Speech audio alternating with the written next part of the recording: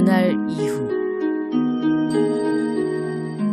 나는 갑중이 되었다.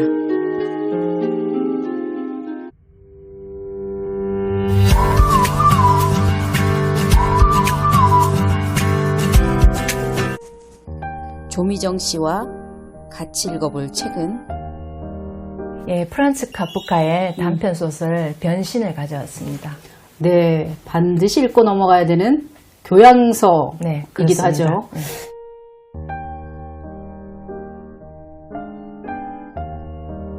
프란츠 카프카는 네. 어떤 사람이었죠? 프란츠 카프카는 체코의 프라하에서 태어난 유대인이었고, 그다음에 독일어로 작품 활동을 한 작가였습니다. 듣기만 해도 좀 어려운 상황이었을 것 같아요. 체코에서도 유대인, 그렇죠. 유대인이면서 또 체코말을 쓰는 것도 아닌 독일어를 쓰는. 그렇죠. 네. 그 아버지 같은 경우는 이제 시골에 유대인 출신이었는데 굉장히 가난했다고 해요. 네. 근데 이제 군대를 제대를 하고 이제 유랑인 생활을 하다가 카프카의 엄마를 만나서 이제 결혼을 하면서 그 엄마가 가져온 결혼 지참금으로 이제 사업을 시작하게 됩니다. 네. 그래서 성공을 하고 중산층으로 이제 자리를 매김을 하는데 이제 자기의 아들만은 이제 조금 더 성공을 해서 독일어권의 상류 계층에 편입되기를 바랬죠. 대부분의 이제 부모들의 심정이 그렇죠. 그러할진데 이 카프카 하면 아버지하고의 관계가 그렇게 좋지 않았던 것 같아요. 그렇죠. 그것들이 이제 작품에 그대로 투영이 되고 있고요. 카프카의 아버지는 이제 카프카랑은 조금 기질적으로나 성격적으로 많이 달랐던 것 같습니다. 네. 카프카의 아버지는 일단은 성격이 굉장히 다혈질이고 골격이 좋으시고 그다음에 언변도 좋으시고 굉장히 어찌 보면 사업적인 수단을 갖춘 사람인 것 같은데 그런 아버지에 비해서 카프카는 체격도 작고 내성적이고 굉장히 감성적으로도 섬세한 사람이었던 것 같습니다. 이렇게 사진을 봐도 귀가 이렇게 쫑긋하고 눈이 동그랗잖아요. 그렇죠? 예민하게 네. 보이죠. 네. 네. 그러다 보니까 카프카의 아버지는 카프카가 평소에 늘 읽지 못마땅했던 것 같아요. 그렇죠. 강한 아버지 밑에 그렇죠. 약한 아들은 항상 그렇죠. 네. 게다가 그 당시 유대인들은 고위직 공무원이나 장교로는 진출을 하기 어렵다고 합니다. 그래서 그들이 이제 할 수 있는 일, 최선의 어떤 직업이라고 하면은 뭐 법학을 전공을 해서 변호사나 뭐 의사나 이런 쪽으로 진출하기를 바랬는데, 근데 카프카 같은 경우는 이제 글 쓰는 게 자기의 소명이었습니다. 네. 그래서 그런 것도 아버지 입장에서는 못마땅하고, 네. 예, 그래서 아마 부자간의 갈등이 컸던 것 같습니다. 그래서 카프카 평생 이중 생활을 하잖아요. 낮에는 회사 가서 근무를 하고 네. 밤에는 글을 쓰고. 예. 그러니까 이 이중적인 패턴이 작품에서도 그대로 많이 보이는 것 같아요. 네. 그나마 그 카프카가 14년간이나 그 보험회사에 이제 그 고문으로 취업을 해서 일을 하는데 굉장히 성실하고 유쾌한 젊은이로 알려져 있다고 합니다. 근데 그나마 14년간을 근무할 수 있었던 것은 이제 퇴근 시간이 2시쯤이면 퇴근을 해서 네. 집에 와서 조금 쉬었다가 네. 밤새 글을 쓸 수 있었기 때문에 그 직장 생활을 병행을 할 수 있었던 것 같습니다. 네.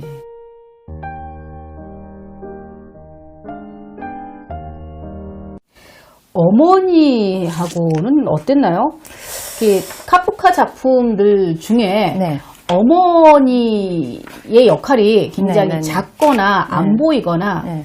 좀 거리가 있어요. 아버지하고는 달리. 네. 카프카의 어머니는 보면 조금 아쉽습니다. 예. 그 변신 작품에서도 보면 조금 어머니를 떠올리면 좀 화가 나기도 하고. 그렇죠. 왜 어머니가 이렇게 적극적으로 그렇죠? 보호해주지 않는 어머니. 그렇죠. 예. 그리고 굉장히 아버지한테 의존적인 그런 모습을 보이잖아요. 계속 쓰러져 있잖아요, 작품에서도. 예. 그래서 카프카의 실제 어머니도 그 자란 환경을 보면은 어릴 때 굉장히 좀 불우했던 것 같습니다. 3살 때 이제 어머니가 돌아가시고 아버지가 카프카의 어머니, 그렇죠, 어머니죠? 그렇죠. 외할머니. 예, 네. 예. 예, 돌아가시고 이제 아버지가 재혼을 해서 이제 또 이제 새로 자식들을 낳는데 그 계모가 그 이제 카프카의 어머니를 율리에 레비라고 합니다. 그 딸을 굉장히 시녀 취급을 했다고 합니다. 전형적인 콩쥐탕이네요. 그렇죠. 그러다 보니까 자연스레 이렇게 자기 감정 표현도 잘 못하고 조금 주눅 들어서 성장했던 것 같습니다. 그래서 결혼을 하면서는 또 이 남편이 굉장히 가부장적이고, 이제 그런 권위적인 남편이다 보니까 그 남편한테 굉장히 의존적이고, 소극적이고, 그리고 또 그 아버지 사업을, 남편의 사업을 도와서 그 조수 역할을 굉장히 충실하게 했다고 해요. 장소만 옮겼지 친정에 있을 때나 결혼해서나 그렇죠. 같은 역할을 하고 있는 것 같아요, 어머니가. 그러다 보니까 자식을 제대로 돌볼 수가 없고 카프카가 태어나고 그 밑으로 동생이 또 남동생이 2명이 태어나는데 그 뭐 만 1세 전후로 다 이렇게 사망을 합니다. 네. 그래서 그 아버지는 카프카에 대해서 또 더 기대가 컸겠죠. 네.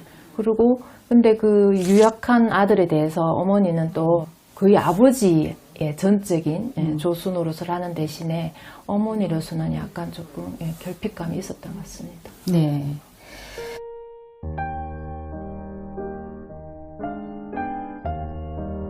체코에서 유대인으로 살아간다는 게 네. 만만치는 않았을 것 같아요.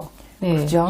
체코 프라하는 지금의 어떤 지도를 봐도 유럽의 딱 중심지에 있습니다. 네. 예, 그 당시 19세기 말쯤에는 보면은 그 주변 유럽 국가들하고 계속 전쟁이 있었다고 해요. 네. 세기 말에 어떤 그런 불안정한 사회적인 분위기도 있었고 또 체코에서 독일어를 사용하는 그런 지배 계층에 비해서 체코인들이 대부분이었으니까 근데 유대인들은 여기도 속하지 못하고 저기도 속하지 못하고 근데 대부분의 유대인들은 카프카의 집안처럼 이제 독일어를 사용하는 독일어권으로 이렇게 편입이 되었다고 합니다.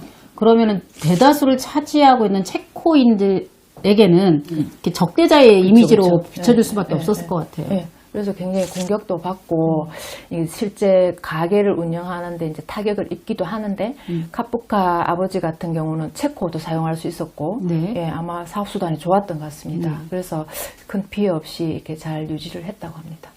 체코에서 유대인들이 자유롭게 살지는 않았잖아요. 네, 네, 네. 게토라는 곳에 이제 모여 살았잖아요. 이 우리가 변신에서도 보면은 그레고르가 해충으로 변신을 해서 그 방에 감금이 되잖아요. 네. 네. 실제로 보면은 그 당시 유대인들이 이제 어떤 반유대주의 그런 어떤 분위기로 게토에 이제 몰려서 생활을 합니다.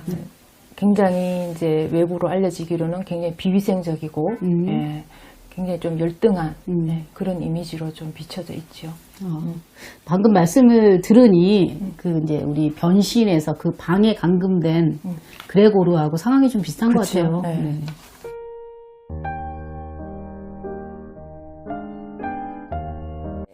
카프카는 생전에 어떤 작품 활동을 했나요?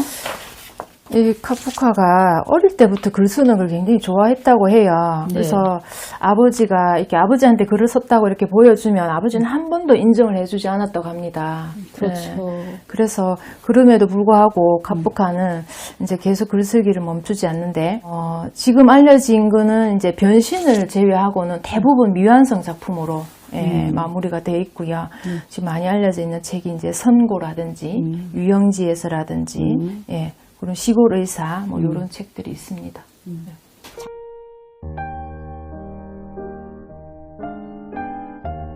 작품 속으로 한번 들어가 볼까요? 네. 네. 갑자기 네. 변신을 했어요. 그죠? 네. 갑충으로 네. 또는 어떤 책에서는 해충으로 그죠? 이렇게 네, 표현도 되는데 번역이, 변신이 의미하는 게 뭘까요?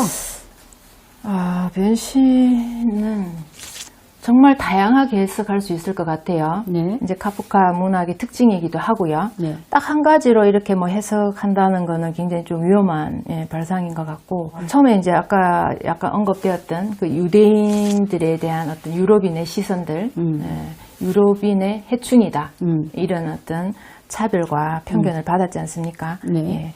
그런 게 떠올랐고요.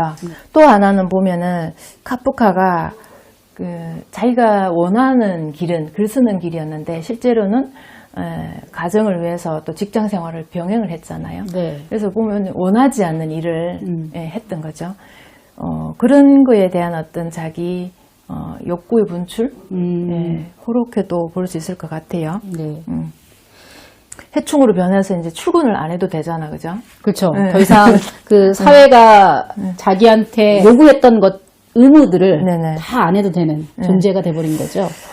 그리고 한 가지 더 보면은 실제 이 작품에서 그레고르는 자기도 카프카처럼 직장 생활을 원하지 않아요. 네. 정말 힘들어하면서 새벽 기차를 타고 5년 동안 한 번도 아파본 적 없이 성실하게 근무하는 이렇게 외판원으로 나오는데, 근데 아버지가 사업에 실패를 하고 아버지 대신 이제 가장 역할을 하다 보니까 네. 그만둘 수도 없이 직장 생활을 합니다. 네. 그러다 보니까 하프카에게는 이제 자기가 글을 쓴다는 그런 소명이 있었는데, 네. 그거보다는 이제 가족을 돌보고 가게를 유지를 하고 계속 그런 생각들이 이제 머리에 가득 차 있죠. 네. 근데 우리 어찌 보면 우리 현실에서도 보면 그런 대부분 직장인들이 네. 느끼는 그런 것들인데, 그렇죠. 아침에 일어나면 진짜. 네. 그 매일 내가 이걸 그만둬야지 하지만 실제로 그만두지 못하잖아, 그죠? 그러면서 자기가 원하는 건 또 이렇게 밀쳐져 있고, 그렇죠. 자기 자신을 조금 소외시키면서 살아갑니다. 그런 어떤 현대사회에서 매몰되어가는 어떤 좀 도구적인 삶에 대한 어떤 징벌적인 의미로도 해석할 수 있습니다. 저는 그리고 이제 카프카의 이 신화적인 사유 방식을 여기서 엿볼 수가 있었던 것 같아요. 그러니까 우리가 현대인들은 뭐뭐처럼 느껴지다라고 얘기를 하잖아요. 그 은유로 쓰잖아요. 나는 벌레처럼 느껴졌어라고 얘기를 하는데 카프카는 그냥 벌레를 만들어 버리잖아요. 그죠? 벌레가 돼 버리잖아요. 이게 이제 고대 신화적인 사고 방식이잖아요. 네. 뭐 여우가 되기도 하고 뱀이 되기도 하고 직접 그 동물이 돼 버리잖아요. 아니면 심지어 나무가 되기도 하잖아요. 맞죠. 네. 그런 식으로 이 카프카도 이 신화적 사고 방식을 이 책에서 고스란히 보여주고 있어서 그런 점에서 저는 인상이 깊었어요. 그죠? 저희가 이제 변신하면 옛날 우리 그런 전래동화, 네. 그런 속에서도 보면은 뭐 전우치전도 있고 달님, 햇님 뭐 이렇게 네네네. 변신하는. 그러니까 우리가 어떤 상황에서 변신이 이루어지는가 생각해 보면 정말 어쩌지도 못하는 상황에서. 그렇죠. 극단에 몰렸을 때. 했을 때 내가 뭔가 이렇게 바꾸지 않고서는 더 이상 유지가 안 될 때 그런 어떤 위기 상황이었던 것 같아요. 네. 저는 이제 처음 읽었을 때 결말쯤 되면 이게 다시 인간으로 그쵸, 돌아오겠지라는 기대감을 꿈이었던 것처럼. 네. 근데 끝까지 안 돌아오더라고요. 결국 죽어나가더라고요.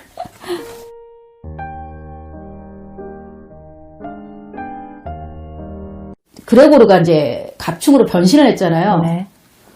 점차적으로 자기가 갑충이 된 것에 적응을 해요. 맞죠. 벽도 기어다니고 네네. 사회가 주는 의무에서 자유롭게 됐어요. 자, 이것을 현실 도피로 볼 것인가 아니면 구원으로 볼 것인가 뭐로 봐야 될까요? 글쎄요. 그건 참 뭐라고 이렇게 말 구분 짓긴 참 힘들 것 같아요. 네. 실제로 카프카가 이게 원한 삶을 살지 못하잖아요. 네. 그걸로 인한 어떤 도피일 수도 있고, 네. 그죠? 근데 실제 보면 나중에 또 벌레로서 적응을 합니다. 네. 그 천장에 매달려서 굉장히 막 이렇게 기어다니는 방법도 터득을 하고, 네. 이제 요령이 생겨서 이제 벌레로서의 삶에 적응을 하는데, 그걸 보면 또 하나의 어떤 해방이 아니었을까. 또 혹자는 또 그렇게 벌레로서 이렇게 천장을 기어다니고 벽을 기어다니고 하면서 이렇게 뭐 점액질을 남기고 하는 그런 장면이 나와요. 네. 근데 그걸 하면서 이제 그 그레고르가 굉장히 편안해 하잖아요. 그렇죠. 자유를 느끼고 하면서 굉장히 몰입해서 그 놀이를 즐깁니다. 그 장면이 카프카가 원했던 삶, 작가로의 삶이 아니었을까 이렇게 보는 입장도 있습니다. 그렇게 본다면 구원이겠다. 그렇죠? 네.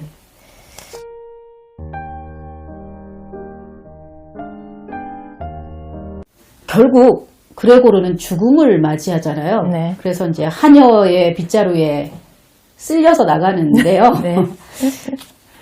중간에 아버지가 사과를 던져요. 충격적이죠. 네, 그 사과가 등에 박혀서 네. 결국은 죽음에까지 이르게 되는데요. 이 사과가 뭘 의미할까라는 생각을 많이 해요. 사람들이 그런 질문도 많이 하고. 뭘 의미할까? 왜 하필 사과였을까? 그렇죠. 배도 그죠? 있고 감도 있을 텐데. 그죠?